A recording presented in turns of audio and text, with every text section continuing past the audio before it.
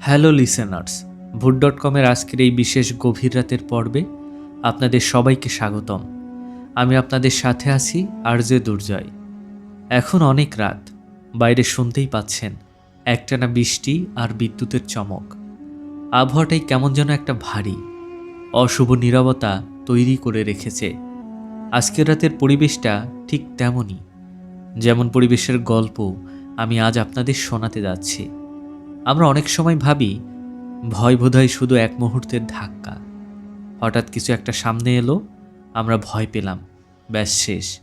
কিন্তু লিসেনার্স, সত্যিই কি তাই? আসল ভয় সেটা নয়।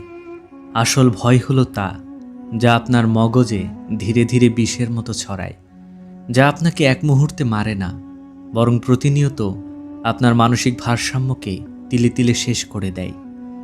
আজকে আমাদের ইমেল বক্সে পাঠানো ঘটনাটি কোনো সাধারণ ঘটনার বিবরণ নয়। এটি একটি পরিবারকে কেন্দ্র করে ঘটা এমন এক ট্র্যাজেডি আর রহস্য, যা শোনার পর হয়তো আজকের রাতে আপনার এক ফোঁটাও ঘুম আসবে না।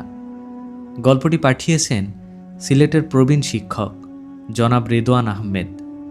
চা বা কফি থাকলে পাশে নিয়ে বসুন, হেডফোনটা কানে গুঁজে নিন, আর চলুন আমরা ফিরে যাই রেদওয়ান সাহেবের সেই অতীতে। রেদওয়ান সাহেব লিখেছেন, ঘটনাটি আজ থেকে প্রায় 12 বছর আগের। আমি তখন সিলেটের শ্রীমঙ্গলের কাছে এক চা বাগানের পাশের সরকারি হাই স্কুলের প্রধান শিক্ষক হিসেবে বদলি হয়ে যায়। সাথে ছিল আমার স্ত্রী সুমনা আর আমাদের 7 বছরের একমাত্র মেয়ে রিয়া। আমাদের থাকার জন্য স্কুল থেকে একটা বেশ পুরনো ব্রিটিশ আমলের কাঠের বাংলো দেওয়া হয়েছিল। বাংলোটা ছিল মূল লোকালয় থেকে কিছুটা উঁচুতে, পাহাড়ি টিলার উপর। চারপাশ ঘন চা বাগান আর বড় বড় গাছে ঘেরা। দেখতে বেশ মনোরম হলেও প্রথম দিন পা রাখার পর থেকেই জায়গাটা কেমন যেন আমার মন টানেনি। একটা অদ্ভুত ঘ্যানঘেনে বাতাস সবসময় বাংলোর চিলেকোঠায় এসে ধাক্কা মারত। চা বাগানের সর্দার বয়স্ক লোকটার নাম ছিল কালু মাঝি। বাংলোতে ওঠার প্রথম দিনই সে আমাকে খুব নিচু গলায় একটা কথা বলেছিল, স্যার, আপনি শহরের মানুষ, হুজুর পীর মানেন কিনা জানি না, তবে টিলার পিছনের ঝর্ণাটার দিকে সন্ধ্যার পর বউ বাচ্চাকে যেতে দেবেন না। ওইখানে পাহাড়ি জিনের পুরনো ভিটে আছে, ওরা চেনা মানুষদের সহ্য করে, কিন্তু নতুন কাউকে দেখলে সহজে ছাড়ে না। আমি তখন মাস্টার্স পাশ করা আধুনিক একজন মানুষ। কালু মাঝির এসব কথাকে আদিবাসীদের কুসংস্কার ভেবে এক কান দিয়ে শুনে অন্য কান দিয়ে বের করে দিয়েছিলাম। আর এটাই ছিল আমার জীবনের সবচেয়ে বড় ভুল। প্রথম 2 মাস সব কিছু স্বাভাবিকই ছিল, কিন্তু গোলমালটা শুরু হলো হেমন্তের এক কুয়াশাচ্ছন্ন রাতে। আমার মেয়ে রিয়া হঠাৎ করে রাতে ঘুম থেকে উঠে একা একা কথা বলা শুরু করলো। আমি আর সুমনা ভেবেছিলাম বাচ্চা মানুষ, হয়তো স্বপ্নে কিছু দেখেছে। কিন্তু দিন দিন ব্যাপারটা বাড়তে লাগলো। রিয়া প্রতিদিন রাত ঠিক 2টায় ঘুম থেকে উঠত, ডাইনিং টেবিলের একদম শেষ চেয়ারটায় গিয়ে চুপচাপ বসে থাকতো, যেন ওই খালি চেয়ারটায় কেউ একজন বসে আছে আর রিয়া তার দিকে তাকিয়ে মিষ্টি করে হাসছে। একদিন রাতে আমি সহ্য করতে না পেরে রিয়ার কাছে গেলাম, ওকে ধরে ঝাঁকিয়ে বললাম, মা, তুমি কার সাথে কথা বলছো? এখানে তো আর কেউ নেই। রিয়া আমার দিকে তাকালো। বিশ্বাস করেন, একটা 7 বছরের বাচ্চার চোখে যে দৃষ্টি আমি সেদিন দেখেছিলাম, তা কোনো সন্তানের চোখে কোনো বাবা দেখতে চাইবে না। শূন্য, একদম নিষ্প্রাণ চোখ। সে তার ছোট্ট আঙুলটা দিয়ে খালি চেয়ারটার দিকে দেখিয়ে ফিসফিস করে বলল, বাবা, উনি তো খালি কথা বলেন না, উনি আমাকে ওনার সাথে টিলার পিছনের ঝর্ণায় যেতে বলেন। উনি বলেন ওখানকার জল নাকি খুব লাল। সুমনা ভয়ে কেঁদে ফেলল। আমরা সিদ্ধান্ত নিলাম পরদিনই রিয়াকে সিলেটে কোনো ভালো শিশু বিশেষজ্ঞের কাছে নিয়ে যাব, কিন্তু আমাদের সেই সুযোগটাই দেওয়া হলো না। ঘটনার দিন ছিল এক প্রবল ঝড়ের রাত। পাহাড়ি ঢলে রাস্তাঘাট বন্ধ, কারেন্ট চলে গেছে রাত 9টায়। সারা বাংলোতে মোমবাতির টিমটিমে আলোয় ঢাকা। রাত তখন আনুমানিক 1:15। বাতাসের চোটে বাংলোর কাঠের জানলায় যেন কেউ সজোরে কিল ঘুষি মারছিল। হঠাৎ করেই নিচতলা থেকে কাঁচ ভাঙার একটা বিকট শব্দ হলো।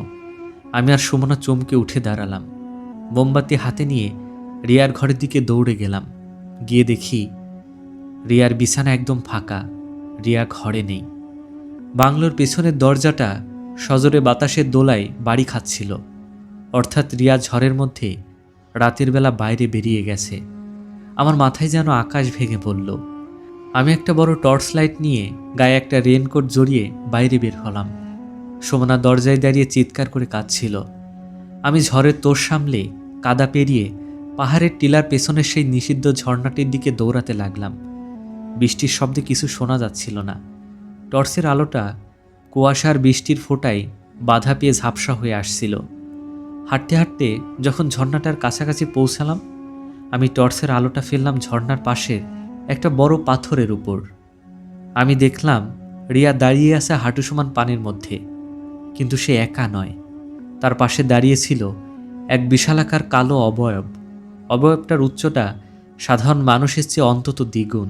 তার সারা শরীরে চটচটে কালো কাদামাটি আর ছাই মাখানো। কিন্তু সবচেয়ে ভয়ঙ্কর বিষয় হলো তার কোনো মুখ স্পষ্ট ছিল না, শুধুই এক অন্ধকার গহ্বর, যার ভেতর থেকে দুটো রক্তবর্ণ আগুনের মতো ছোট ছোট আলোর বিন্দু জ্বলছিল।